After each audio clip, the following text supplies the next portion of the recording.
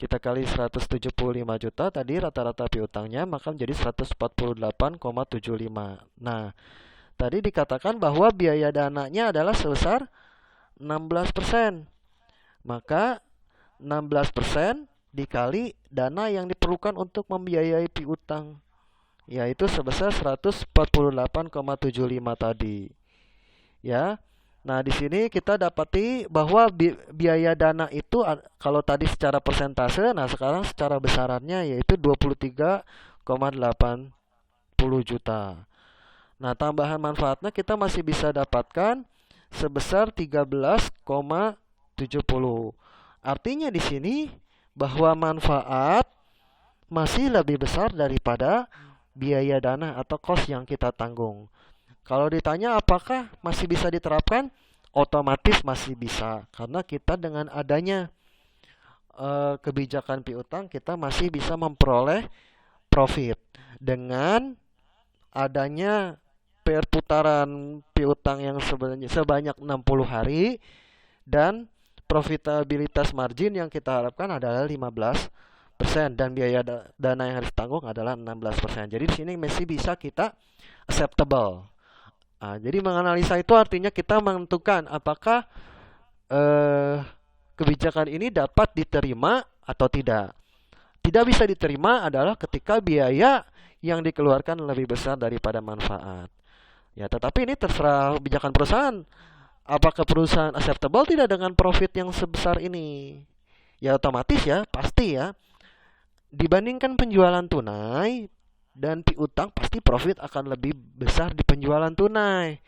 Tetapi tadi sekali lagi kita kan mengharapkan ada kenaikan volume penjualan.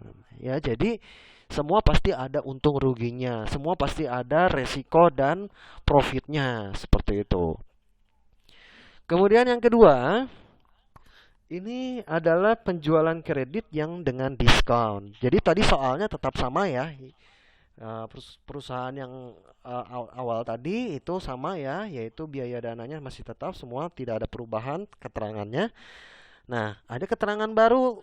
Nah, dengan menggunakan data di atas, dimisalkan perusahaan menawarkan syarat penjualan yaitu sebesar 2/20 N/60. Artinya menerapkan kebijakan cash discount sebesar 2%. Nah, di sini berarti bahwa kalau pembeli melunasi dalam waktu 20 hari, artinya mereka masih dapat menggunakan cash discount tersebut.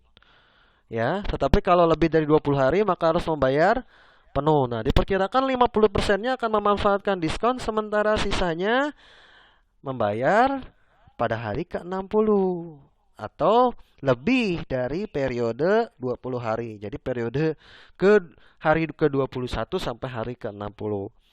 Apakah perusahaan sebaiknya mengintrodusir? Nah, mengintrodusir itu apa artinya? Menerapkan kebijakan diskon ini atau tetap pada kebijakan awal tadi, yaitu tanpa diskon gitu. Mari kita lihat. Ya, sama ya. Jadi polanya adalah manfaat harus lebih besar daripada pengorbanan. Nah, manfaatnya rata-rata periode piutangnya kan kita tadi dari 20 menjadi 60. Nah, kemudian kan diperkirakan 50%-nya akan memanfaatkan. Artinya yang 20 hari tadi ya, itu 50%-nya akan memanfaatkan dan sisanya lebih dari 20, yaitu akan memanfaatkan waktu 60 hari periode, 50%-nya menjadi 40 hari.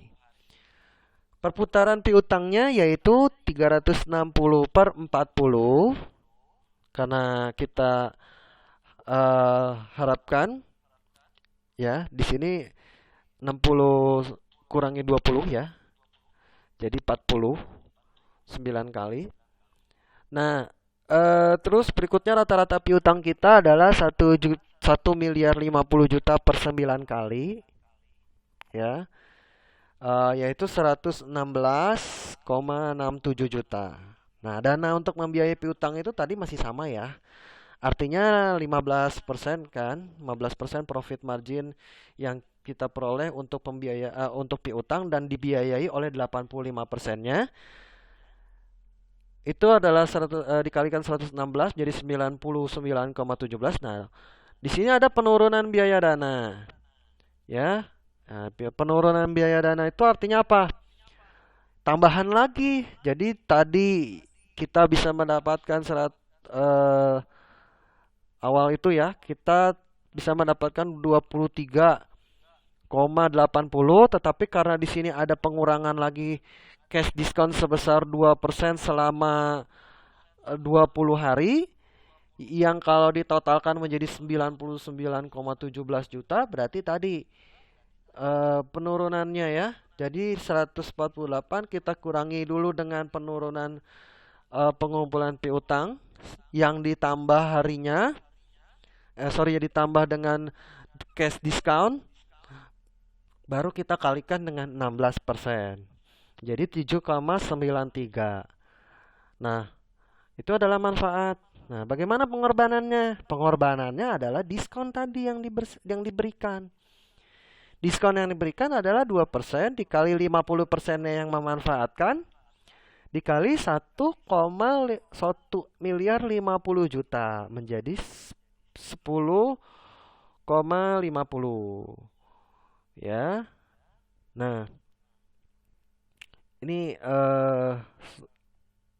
ya manfaat bersihnya. Nah, ini agak terbalik ya. Sorry ya, nanti saya revisi di apa namanya di PowerPoint-nya. Jadi di sini sebetulnya kalau kita lihat untuk di sini 7,93 manfaatnya, tetapi pengorbanannya 10,50. Nah, ini nanti saya revisi ya. Jadi di sini pengorbanannya tidak bisa kita terima. Mengapa? Karena pengorbanan lebih besar daripada manfaat. Nah, ini ya, ini nanti saya edit ya.